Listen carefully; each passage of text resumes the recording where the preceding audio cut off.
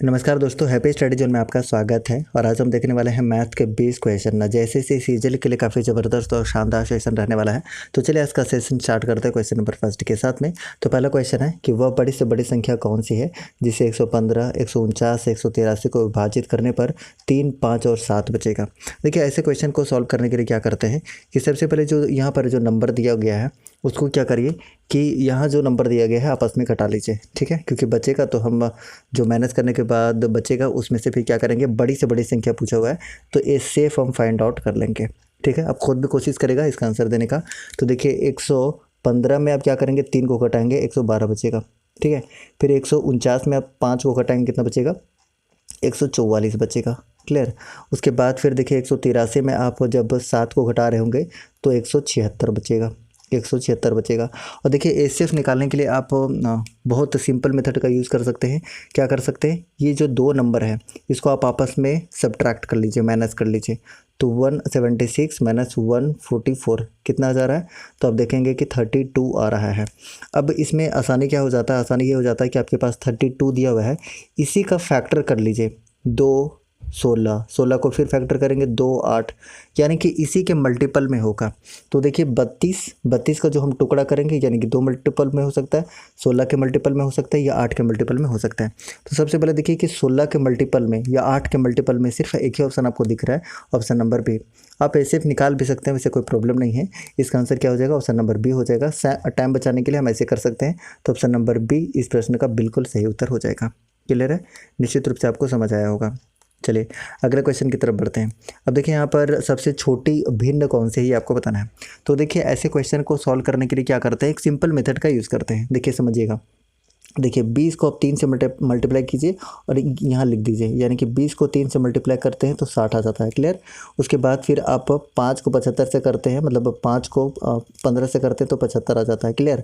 इसका मतलब ये पता चल गया कि जिसके सामने 75 आ रहा है, जिसके सामने 75 आ रहा है वो बड़ी संख्या है, ये छोटी संख्या नहीं है। इतना क्लियर हो गया। अब देखिए इसका मतलब ये तो पता चल गया ना कि ये वाला जो संख्या है वो बड़ी संख्या है, ये नहीं हो सकता है। इसका कंपैरिजन हटा देते हैं।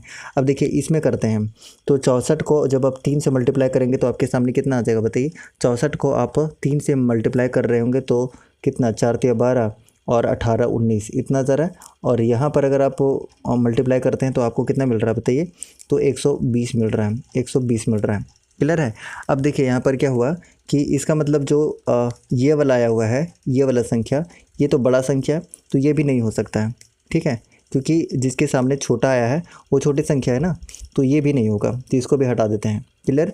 अब हमारे सामने यही दो संख्या बचा हुआ है, यही दो संख्या बचा हुआ है। अब देखिए इस दो संख्या को क्या करते हैं, अब करिए तो 1000 को 8 से करेंगे कितना हो जाएगा, 8000 हो जाएगा। और जब इसको और इसको मल्टीप्लाई करेंगे तो कितना हो जाएगा, 64 × 25, तो 25 चौके 100, 16 चौके 64, यानी कि यहाँ 1600 आ रहा है, ठीक है। यहाँ कितना आ रहा है, 1600 आ रहा है। तो निश्चित रूप से 1600 और 8000 में कौन छोटा है, तो आप कहेंगे कि 1600 छोटा है। तो आप आंसर क्या कर सकते हैं, 25/1000, ठीक है। तो 25/1000 इस प्रश्न का उत्तर होगा। या फिर आप डिवाइड करके भी निकाल सकते हैं, लेकिन ये मेथड काफ़ी ईजी होता है। एक बार आप अपने से करके देखेंगे तो आपको काफ़ी मज़ा आएगा। तो ऑप्शन क्या होगा, ऑप्शन नंबर 20 प्रश्न का उत्तर होगा। जितने भी बी आंसर कर रहे हैं आप लोग, बिल्कुल सही आंसर है। चलिए अगले क्वेश्चन की तरफ बढ़ते हैं। और देखिए तीसरे नंबर क्वेश्चन आपके सामने है। तीसरे नंबर क्वेश्चन देखिए यहाँ पर करना क्या है, अब ध्यान से देखिएगा। तो ये दोनों को क्या किया जाएगा, जोड़ा जाएगा, ठीक है।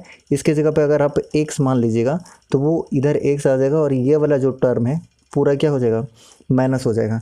तो देखिए एक सिंपल सा आप ध्यान रखिएगा, कैलकुलेशन को थोड़ा सा शॉर्ट करने के लिए हम करते हैं कि देखिए दशमलव यहाँ पे 3 अंक के बाद है, यहाँ पे 3 अंक के बाद है, यानी कि जो भी अंतर पड़ने वाला है अगर हम इसको घटा कर देख ले तो काफ़ी अच्छा हो जाएगा हमारे लिए, ठीक है। तो सबसे पहले तो हम ये समझ सकते हैं कि दशमलव 3 अंक के बाद होगा, तो ये 2 अंक के बाद है, ये 2 अंक के बाद है, ये होने से रहा। उसके बाद देखिए ये 1 ही अंक के बाद है तो ये भी होने से रहा। तो आंसर क्या हो जाएगा, ऑप्शन नंबर डी हो जाएगा। आप ऐसे कर सकते हैं। या फिर और थोड़ा सा आप अगर चाहते हैं कि थोड़ा सा और हम सिंप्लीफाई कर लें तो देखिए आपको यहाँ पर क्या दिया हुआ है, 567 दिया हुआ है ना, 221 माइनस कीजिए तो देखिए 7 में से 1 6, फिर 6 में से 2 कितना 4, फिर 5 में से 3, देखिए ऐसा मिल रहा है ना। तो एक ही ऑप्शन आपको देखने को मिल रहा है। आगे कैलकुलेट करने की आवश्यकता नहीं है, जोड़ने की आवश्यकता नहीं है। ऑप्शन नंबर डी इस प्रश्न का उत्तर हो जाएगा, ठीक है। चलिए 4 नंबर क्वेश्चन देखिए। अप्रोच रहना चाहिए शॉर्टकट ताकि आप जल्दी से सॉल्व कर पाएँ। देखिए 229 और 660 का महत्तम सम अपवर्तक 10 बोल रहा है, यानी कि एचसीएफ 10 बता रहा है। नहीं भी बताता तो हम लोग को पता था कि 10 इसका क्या हो जाएगा, एचसीएफ हो जाएगा। उनका एलसीएम निकालना है। तो अब देखिए, ध्यान से देखिए, आपको क्या मिल रहा है, 29 मिल रहा है, ठीक है, इसमें 66 मिल रहा है, और दोनों में 10-10 है, ठीक है, दोनों में 10-10 है, तो एक 10 ले लेते हैं, ठीक है। अब देखिए क्या, इतना तो क्लियर हो गया कि लास्ट में एक 0 होगा, यानी कि ऑप्शन नंबर 4 तो नहीं होगा, इतना क्लियर है। अब देखिए 9 चौक 54 और 4 से एक ही स्टार्ट है, एक 0 के बाद में एक ही स्टार्ट है, ऑप्शन नंबर सी प्रश्न का उत्तर हो जाएगा। आगे चेक करने की आवश्यकता ही नहीं है, ठीक है। ऐसे आप आसानी से सॉल्व कर सकते हैं और ऑप्शन नंबर सी आप आंसर कर सकते हैं और सी इस प्रश्न का उत्तर हो जाएगा, ठीक है। ये अब करते हैं हम लोग क्वेश्चन नंबर 5। अब देखिए क्या करते हैं, क्वेश्चन नंबर 5 देखिएगा ज़रा ध्यान से। 3 घंटियाँ दी हुई हैं।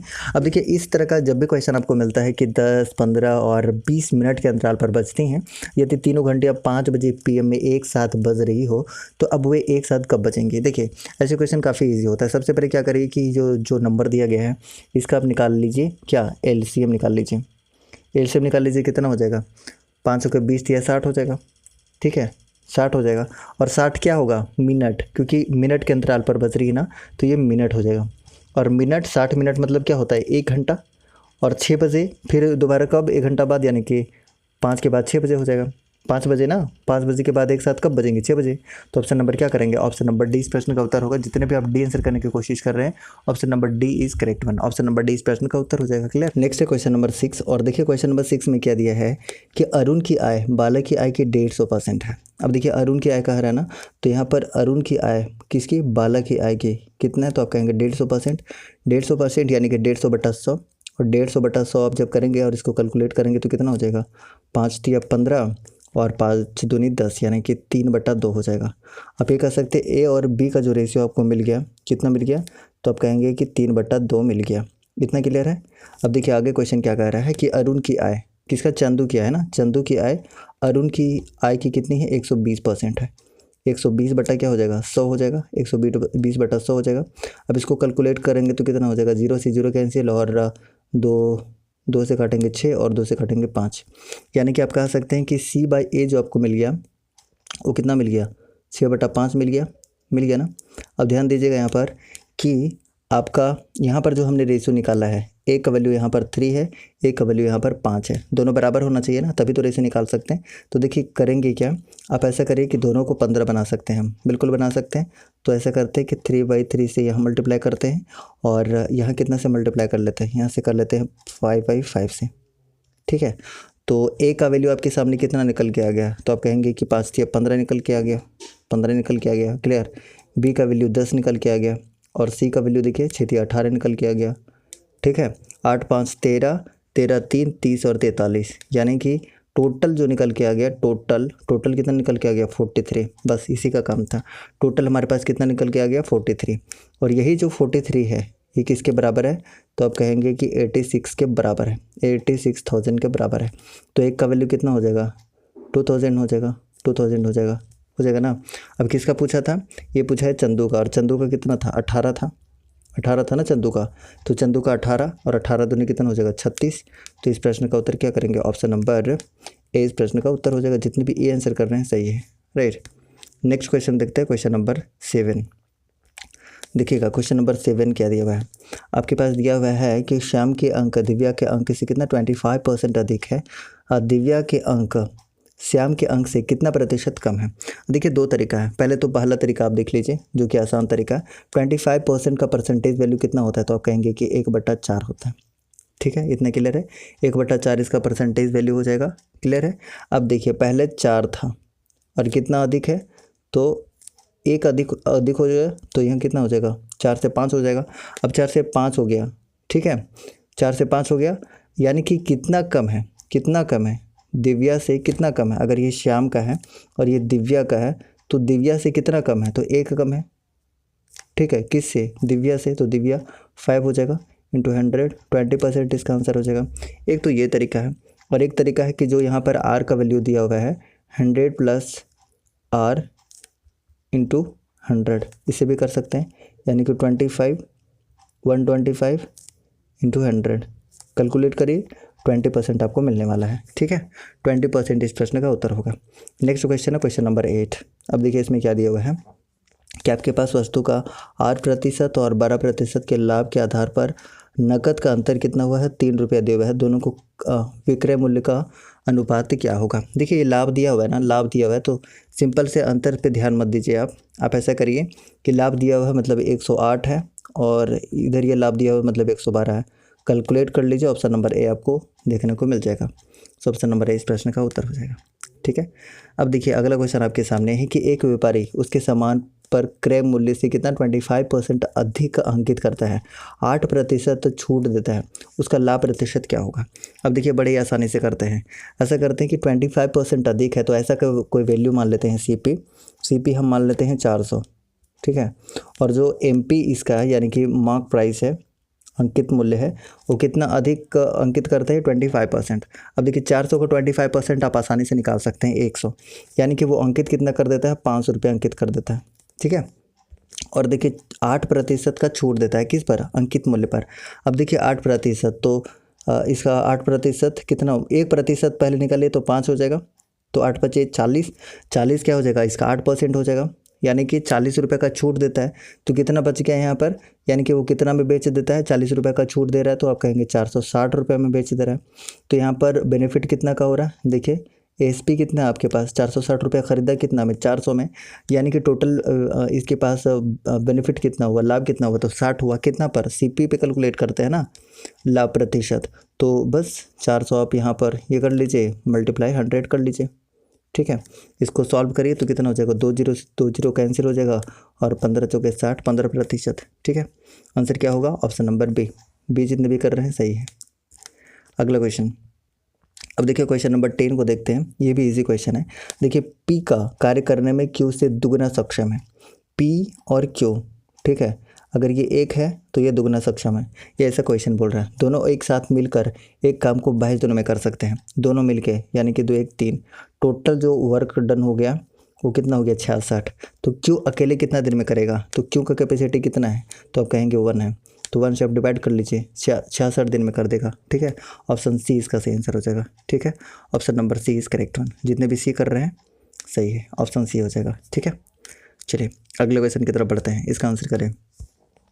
800 आदमी किसी काम को 30 दिन में पूरा कर सकते हैं। और देखिए आप खुद भी कोशिश करिएगा एक बार इसको सॉल्व करने के लिए। ठीक है, पॉज करिए और एक बार खुद सॉल्व करने की कोशिश करिए, अगर नहीं बनता है तो आप वीडियो को देख सकते हैं। और सेशन अच्छा लग रहा है ना तो एक बार लाइक कर लीजिएगा सभी कोई, और नए लोग सब्सक्राइब कर लीजिएगा। ठीक है, एक लाइक सभी लोग कर दीजिएगा जितने भी लोग देख रहे हैं। तो देखिए यहाँ पर जो टोटल हम बात करते हैं तो कितना है, 800 आदमी है और 30 दिन में पूरा करते हैं किसी काम को। ठीक है, 12 दिन काम करने के बाद कितना, 80 आदमी काम छोड़ देते हैं। देखिए इस तरह के जब भी क्वेश्चन आपको मिलता है तो आप क्या करिए कि पहले टोटल फाइंड आउट करिए कितना हो जाएगा। तो आप कहेंगे कि टोटल जो हमारे पास है वो कितना, 8 × 24,000 हो जाएगा, 24,000। ठीक है, ये टोटल काम हो गया। 12 दिन काम करते हैं कितना लोग, तो आप कहेंगे कि 800 लोग, तो 96 हो जाएगा, 12 8 96, 9600। अब 9600 को इसमें माइनस कर दीजिए तो आपको कितना मिल जाएगा, तो 0 0 और 10 4 13 13 4 और ये बच गया 1, यानी कि कितना बच गया आपके पास, ये बच गया, क्योंकि 12 लोग जो है ना वो 800 आदमी 12 दिन तक काम किए हैं ना, तो ये इसका ये हो गया। अब 80 आदमी काम छोड़ देते हैं, 800 आदमी हैं, अब 80 काम छोड़ दिए तो आदमी कितने बच गए, तो आप सिंपल सी बात है आप कहेंगे कि 720 आदमी बच गए। तो बचे हुए लोग यानी कि 720 लोग शेष काम को कितने दिन करेंगे, तो देखिए यही शेष काम हमारे पास था, तो कितने दिन में करेंगे, कैंसिल करिए 1 0 से 1 0 और ये कितना हो जाएगा, 20 हो जाएगा। ठीक है, यानी कि 20 बार में 20 दिन में वो पूरा कर देंगे, ऑप्शन बी। चलिए ऑप्शन बी इस प्रश्न का उत्तर होगा। नेक्स्ट क्वेश्चन है 12 नंबर क्वेश्चन कि 6,000 रुपये के 2 भागों में इस प्रकार विभाजित करें ताकि पहले भाग पर 3 वर्षों के लिए कितना प्रतिशत, 10% की दर पर प्राप्त धन साधारण ब्याज, और दूसरे भाग पर कितना, 4 वर्षों के लिए 9% की दर पर प्राप्त साधारण ब्याज के बराबर हो। देखिए ऐसे क्वेश्चन बहुत इजी होता है। पहला वर्ष का मान लीजिए x, दूसरा वर्ष का आप देखिए टोटल है ना ये, तो आप दूसरा वर्ष का मान सकते हैं 6600 माइनस x, ये दूसरा हो जाएगा। ठीक है, ये 2 भाग में हम बांट दिए हैं तो बस दोनों को इक्वल कर लीजिए और क्या। तो पहला का x हो जाएगा, 3 वर्षों के लिए है, 10% ब्याज दर के हिसाब से डिवाइडेड बाय 100, फिर इसका कितना हो जाएगा, तो आप कहेंगे कि 6600 माइनस x हो जाएगा इंटू कितने दर के लिए, तो आप कहेंगे कि दर है टोटल 9, कितने वर्ष के लिए, तो देखिए क्वेश्चन में ही दिया हुआ 4 वर्षों के लिए, डिवाइडेड बाई 100, ये वाला 100, ये वाला 100 कैंसिल होगा। और क्या क्या 100 और क्या क्या कैंसिल हो सकता है बताइए। देखिए यहाँ पर 3 कैंसिल हो रहा है, 3 3 जा 9, तो यहाँ से कैंसिल हो रहा है 3 टाइम्स में। और कुछ कैंसिल हो रहा है, बिल्कुल हो रहा है। तो देखिए 5 दूनी 10 और 2 दूनी 4, यहाँ पे ये कैंसिल हो गया। तो क्या बच गया, तो अगर आप यहाँ पे देखना चाहें तो आप कहेंगे कि यहाँ 5x हो गया, हो गया, बिल्कुल हो गया 5x। और उधर देखिएगा तो आप देख लीजिए ये कितना हो गया, तो आप कहेंगे कि 6600, हम अंदर कर ले रहे हैं ये 3 दूनी 6 को, और इंटू 6 माइनस कितना हो जाएगा, तो आप कहेंगे कि 3 दूनी 6x। ठीक है, अब आप आगे सॉल्व करिएगा तो देखिए ये वाला इधर माइनस में, इधर आके 11x हो जाएगा। 11x इक्वल टू कितना हो जाएगा, ये वाला टोटल वैल्यू बचेगा ना। आप काटेगा तो कितना बार में कटेगा, यानी x का वैल्यू कितना निकल के आ गया, 6 चक 3600 निकल के आ जाएगा x का वैल्यू। यानी कि पहला जो होगा वो 36 ऑप्शन में होना चाहिए, और एक ही ऑप्शन में, आगे चेक करने की आवश्यकता नहीं है, कैलकुलेट करने की आवश्यकता नहीं है, घटाने की आवश्यकता नहीं है। ऑप्शन नंबर ए हो जाएगा, एक ही ऑप्शन में आपको 3600 देखने को मिल रहा है, तो ऑप्शन नंबर ए इस प्रश्न का उत्तर हो जाएगा। क्लियर है। नेक्स्ट क्वेश्चन देखिए, ऐसे क्वेश्चन के मेथड तो एक ये भी है कि आप ऐसे कर सकते हैं कि जो डिफरेंस होता है साधारण ब्याज और चक्रवृद्धि ब्याज का, difference equal to P R by 100 का स्क्वायर, एक तो ये फार्मूला होता है। ठीक है, और एक तरीका ये होता है कि देखिए यहाँ पर कितना परसेंट है, तो आप कहेंगे कि 12.5% है। आप कहेंगे कि 25% को आप कितना लिखते हैं, 1/4 लिखते हैं, तो इसका भी आधा करेंगे तो 1/8 लिखेंगे। ठीक है, यानी कि 12/5 का जो मतलब फ्रैक्शन वैल्यू होगा कितना होगा 1/8 होगा। और जब देखिए 2 वर्ष के लिए दिया हुआ ना, तो प्रिंसिपल को आप इसका स्क्वायर मानिए, ऐसा करने से थोड़ा सा इजी हो जाता है। तो देखिए क्या करेंगे आप, करिए, तो आप 64 मान लीजिए, क्या प्रिंसिपल 64 मान लीजिए। ठीक है, हम मान लिए हैं, ये है नहीं एक्चुअली में। ठीक है, अब देखिए अगर हम पहला साल के लिए 1/8 और दूसरा साल के लिए भी 1/8 करेंगे, तो 8 इसका पहला साल के लिए क्या हो गया, साधारण ब्याज हो गया, ये साधारण ब्याज हो गया। ठीक है, और देखिए अगर हम दूसरे साल के लिए करेंगे तो इस पर भी लगेगा ना 1/8, तो यहाँ पर ये 1 हो गया। यानी आप ऐसे समझिए कि इसका जो साधारण ब्याज है वो 8 दूनी 16 है। ठीक है, और इसका जो चक्रवृद्धि ब्याज है 16 और 1 17 है, और दोनों का डिफरेंस कितना आ रहा है, 1 आ रहा है। और यही डिफरेंस का वैल्यू, 1 का वैल्यू कितना दिया हुआ है, तो आप कहेंगे यही 1 का वैल्यू दिया हुआ है 45। और आपसे पूछा क्या है, आपसे पूछा है प्रिंसिपल।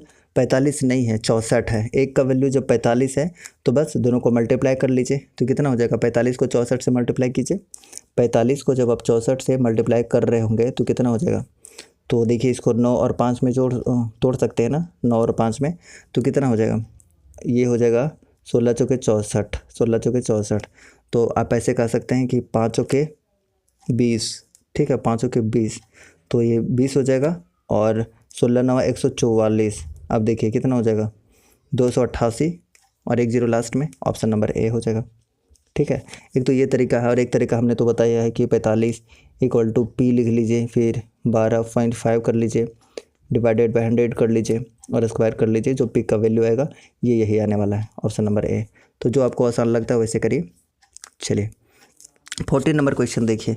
अब पहिया वाला ऐसा क्वेश्चन लगभग रहता है, हर एग्जाम में रहता है, यहाँ भी देखने को मिल सकता है। तो एक पहिए की त्रिज्या आपको दिया हुआ है, और 1 मिनट में कितना चक्कर लगाता है, तो 450 चक्कर लगाता है। इसका स्पीड किलोमीटर पर आवर में निकालना है, याद रखना, किलोमीटर पर आवर में निकालना है, इस बात को ध्यान में रखना होगा आपको। ठीक है, अब देखिए इसमें हम करेंगे क्या, बड़े आसानी से करेंगे। तो देखिए मान के चलिए आपके पास एक पहिया दिया हुआ है। ठीक है, इसका त्रिज्या दिया हुआ है। अब देखिए अगर त्रिज्या दिया हुआ है तो आप क्या करेंगे, सबसे पहले इस परिधि का पूरा डिस्टेंस पता करेंगे कि एक्चुअली में ये डिस्टेंस कितना कवर कर रहा है, यानी कि सरकमफेरेंस परिधि आपको निकालना पड़ेगा।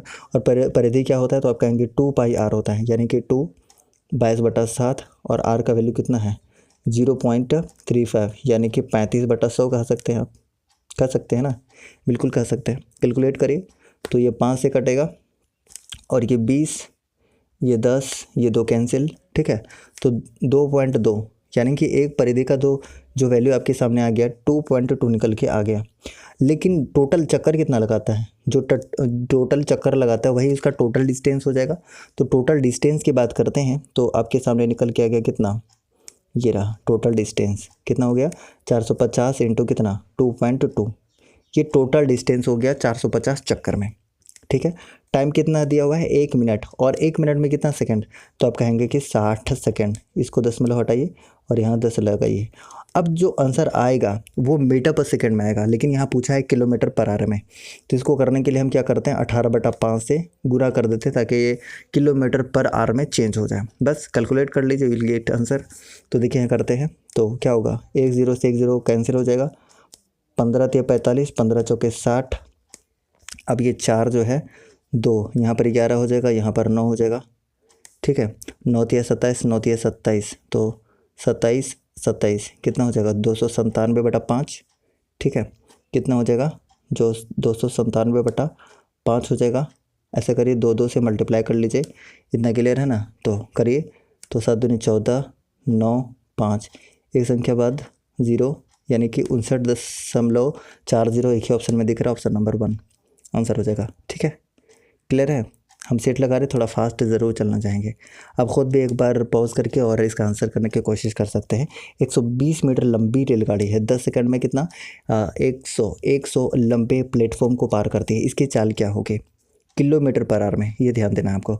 देखिए क्या करेंगे, सिंपल सी बात है, सिंपल सी बात आप समझिए कि जो टोटल डिस्टेंस हो जाएगा, ये वाला जो रेलगाड़ी की है और प्लेटफॉर्म का, दोनों ऐड हो जाएगा, तो कितना हो जाएगा, 220 हो जाएगा। समय कितना हुआ, 10 सेकंड दिया हुआ है, तो 10 से मल्टीप्लाई कर लेंगे। लेकिन ये जो आंसर आ रहा है मीटर पर सेकंड में आ रहा है, और किलोमीटर पर आवर में कन्वर्ट करने के लिए अभी 18/5 से मल्टीप्लाई किए थे ना, याद है आपको, बिल्कुल याद होगा। तो ये 0 से ये 0 कैंसिल हो जाएगा। अब इसको जब आप मल्टीप्लाई कर रहे होंगे तो क्या हो जाएगा, आप 2/2 से मल्टीप्लाई कर लीजिए, ये 10 हो रहा है, यानी कि ये दशमलव में ही होगा, और एक ही ऑप्शन है दशमलव में, ऑप्शन नंबर 1 आंसर, ठीक है। तो आप ऐसे आंसर कर सकते हैं। अगर क्विक आंसर करना चाहते हैं तो ऐसे करने का एक आसान तरीका है। चलिए अगले क्वेश्चन की तरफ बढ़ते हैं। अब देखिए, घनाभ की भुजाएँ दी हुई हैं। घनाभ की भुजाएँ आपको पता है ना कि इसका अपृष्ठीय क्षेत्रफल क्या होता है, आपको पता है, आपको पता होना चाहिए। 2 × LB + BH + HL, ये पता होना चाहिए, तभी आप बना पाएंगे। तो चलिए इसी वैल्यू को पुट करते जाते हैं। तो क्या हो जाएगा, 2 × LB मतलब कि ये वाला, और दोनों के साथ x मल्टीप्लाई होगा ना, x × 2x कितना हो जाएगा, 2x² हो जाएगा। तो आप कहेंगे कि 2x² प्लस 3 दूनी 6x² प्लस 3 को 1 से मल्टीप्लाई करेंगे तो 3x² इक्वल टू कितना दिया हुआ है, तो देखिए यहाँ पर 88 दिया हुआ है, तो 88 हो जाएगा इक्वल टू, ठीक है। अब देखिए यहाँ 2 से तो 2 कैंसिल हो जाएगा, यानी कि 44 हो जाएगा। और इधर आप करिए, कितना हो जाएगा, 6 2 8 3 11 x² हो जाएगा इक्वल टू कितना है, 44 है। आप 11 से करिएगा तो 4 हो जाएगा। स्क्वायर का वैल्यू है ना, x का वैल्यू निकल के आ गया 2, x का वैल्यू कितना निकल के आ गया, 2 निकल के आ गया। और ये भुजाएँ दी हुई हैं, और आयतन पूछा हुआ है। आयतन क्या होता है, LBH, यानी कि तीनों को मल्टीप्लाई करेंगे, x 2x 3x कर लीजिए, कितना हो जाएगा, 3 दूनी 6 x³ यानी कि 2 का क्यूब 8 6 48 आंसर ऑप्शन ए हो जाएगा, ठीक है। 48 यानी कि ऑप्शन नंबर ए इस प्रश्न का उत्तर होगा। समझ आ रहा है, बताइएगा ज़रा। चले सभी को आंसर कर दीजिएगा। अब नेक्स्ट करते हैं 17 नंबर क्वेश्चन। अगर आपको समझ आ रहा है तो एक एक लाइक करते जाइएगा, सभी को एक एक लाइक करिए, ठीक है। और ये सेशन कैसा लग रहा है, क्या कंटिन्यू करना चाहिए, डेली एक एक सेट लेके आया जाए, इस तरह का अप्रोच अभी तक आपको कैसा लग रहा है। देखिए, त्रिज्या r वाले एक गोले और त्रिज्या r और ऊंचाई 2r वाले एक बेलन के आयतन का अनुपात क्या होगा, तो काफ़ी ईजी है। तो देखिए, गोले का जो आयतन होता है क्या होता है, आप कहेंगे 4/3 πr3, r तो r ही है इसका, तो क्यूब हो जाएगा इक्वल टू बेलन क्या होता है, πr² h होता है, तो πr², तो r² ये रहेगा। एच दिया हुआ है 2r, ठीक है। अब देखिए यहाँ पे r³ है, तो ये वाला कैंसिल, ये दोनों कैंसिल हो जाएगा, ठीक है। ये 2 से 2 कैंसिल हो जाएगा, पाई से पाई कैंसिल हो जाएगा, ये तो 2 इधर रह जाएगा, ये वाला 3 इधर चल जाएगा, यानी कि 2:3 इस प्रश्न का उत्तर हो जाएगा। समझ आ रहा है, बिल्कुल समझ आना चाहिए, और ऑप्शन नंबर ए इस प्रश्न का उत्तर हो जाएगा, ठीक है। अगले क्वेश्चन की तरफ बढ़ते हैं। क्वेश्चन नंबर 18, इसका आंसर करेगा। देखिए आपके सामने ये दिया हुआ है, अब ये सी है, ये x नहीं है, सी है। अब देखिएगा, ध्यान दीजिएगा ज़रा, क्या हो जाएगा, अगर हम इस पूरा टर्म को हम a मान लें, इस पूरा टर्म को b और इस पूरा टर्म को c, तो आप कह सकते हैं ना कि AQ + BQ + CQ, ये क्या हो जाएगा बताइए, 3ABC। अब आपको पता है ना कि AQ + BQ + सी क्यू बराबर कब होता है, ये बराबर कब होता है बताइए, जब a प्लस बी प्लस सी का वैल्यू कितना हो जाता है, 0 हो जाता है। ठीक है, ये 0 हो जाता है, इसका मतलब ये दोनों को जब आप कैंसिल कर रहे होंगे तो इसका आंसर कितना आना है, 1 आना है। ठीक है, सिंपल सी बात, आप इतना याद रखिए। तो आंसर क्या करेंगे, ऑप्शन नंबर ए इस प्रश्न का उत्तर हो जाएगा। अगले क्वेश्चन की तरफ बढ़ते हैं, क्वेश्चन नंबर 19 नंबर क्वेश्चन देखिए, ये भी काफ़ी ईजी है, तो ऐसे ही निकल जाएगा। A square minus b square equal to क्या होता है, a plus b into a minus b होता है, और नीचे क्या दिया हुआ है, ए प्लस बी दिया हुआ है, तो ये दोनों हो जाएगा कैंसिल, और ए माइनस बी का ही वैल्यू पूछा हुआ है, तो जो बचेगा वही इसका आंसर हो जाएगा, यानी कि 25 ही इसका आंसर हो जाएगा। ठीक है, ऑप्शन नंबर सी इस प्रश्न का उत्तर हो गया। ठीक है, अगला क्वेश्चन देखिए, क्वेश्चन नंबर 20, ये तो ईजी है। अब देखिए tan 45 डिग्री का वैल्यू कितना होता है, 1 स्क्वायर माइनस cos 60 डिग्री का वैल्यू कितना होता है, 1/2 होता है, लेकिन स्क्वायर है तो स्क्वायर हो जाएगा, इक्वल टू एक्स तो पता नहीं है, बताइए sin 45 डिग्री का वैल्यू 1/√2, cos 45 डिग्री का वैल्यू 1/√2, cot 30 का वैल्यू √3, ये 2 है। चलिए अब क्या हो जाएगा, अब देखिए 2 दूनी 4, 4 में से एक जगह तो 3, 3/4 हो जाएगा, ये इक्वल टू यहाँ पर क्या हो जाएगा बताइए, तो आप कहेंगे कि x, तो ये क्या हो जाएगा, तो ये x, और ये कितना हो जाएगा, √2 मल्टीप्लाई करेंगे तो 2 हो जाएगा। अब ये 2 बार में ये √3, यानी x का वैल्यू कितना निकल के आ गया, √3/2, ऑप्शन नंबर 1। बताइए आज का सेशन आपको कैसा लगा, एक बार सभी लोग लाइक कर दीजिएगा, जितने लोग नए हैं वो सब्सक्राइब कर लीजिएगा अगर आप नए हैं, और सारे लोग सब्सक्राइब करके बताइएगा कि आज का सेशन आपको कैसा लगा है, क्या ये सेशन डेली बेस क्वेश्चन का लाया जाएगा। अगर आपको सेशन अच्छा लगा है तो फटाफट से एक बार सारे लोग बता दीजिएगा, सारे लोग कमेंट कीजिएगा कि आज का सेशन आपको कैसा लगा है, और ये PDF आपको मिल जाएगा टेलीग्राम में, जहाँ से आप प्रैक्टिस कर सकते हैं। तो चलिए मिलते हैं नेक्स्ट क्लास में, तब तक के लिए जय हिंद, bye bye, have a nice day.